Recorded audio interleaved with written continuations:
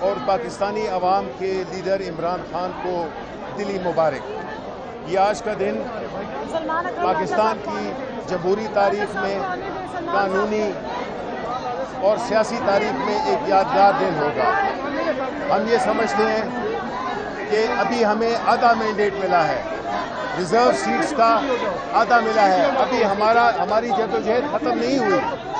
ہماری جدوجہد تب ختم ہوگی جب ہم جو 8 فروری کو فارم 47 کے تحت فارم 47 کے ذریعے منتخب کرائے گئے لوگ، وہ والی سیٹیں بھی ہمیں واپس نہیں ملیں گی۔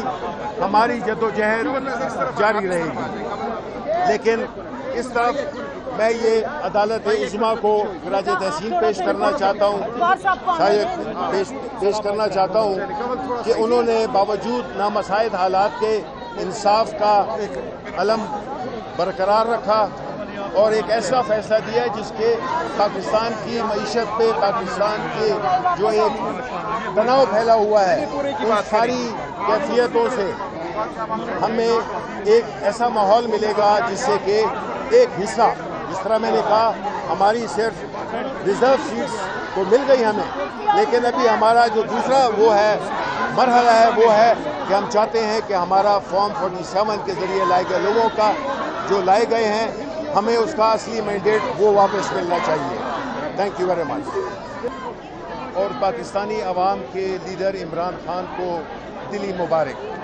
یہ آج کا دن پاکستان کی جمہوری تاریخ میں، قانونی اور سیاسی تاریخ میں ایک یادگار دن ہوگا۔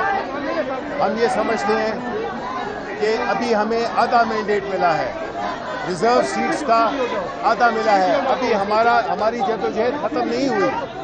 ہماری جدوجہد تب ختم ہوگی جب ہم جو 8 فروری کو فارم 47 کے تحت فارم 47 کے ذریعے منتخب کرائے گئے لوگ، وہ والی سیٹیں بھی ہمیں واپس نہیں ملیں گی۔ ہماری جدوجہد جاری رہے گی۔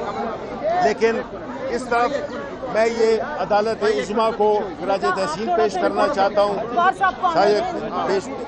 چاہتا ہوں کہ انہوں نے باوجود نامساعد حالات کے انصاف کا علم برقرار رکھا اور ایک ایسا فیصلہ دیا جس کے پاکستان کی معیشت پہ، پاکستان کے جو ایک تناؤ پھیلا ہوا ہے، ان ساری کیفیتوں سے ہمیں ایک ایسا ماحول ملے گا جس سے کہ ایک حصہ، جس طرح میں نے کہا، ہماری صرف ریزرو سیٹس تو مل گئی ہمیں، لیکن ابھی ہمارا جو دوسرا وہ ہے مرحلہ ہے، وہ ہے کہ ہم چاہتے ہیں کہ ہمارا فارم 47 کے ذریعے لائے گئے لوگوں کا جو لائے گئے ہیں، ہمیں اس کا اصلی مینڈیٹ وہ واپس ملنا چاہیے۔